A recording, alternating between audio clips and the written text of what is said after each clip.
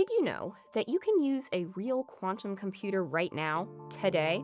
Not a simulator, not a toy, an actual quantum computer for free. And you don't need a PhD to do it. By the end of the series, you won't just understand quantum computing, you'll have used one.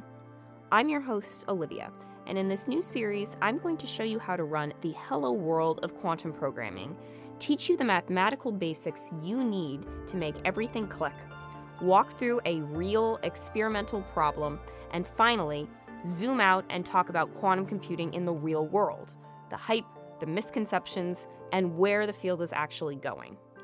If you want to learn how to program a quantum computer today from your laptop, like, subscribe, and hit the notification button so you'll be up to date on when the new episodes drop.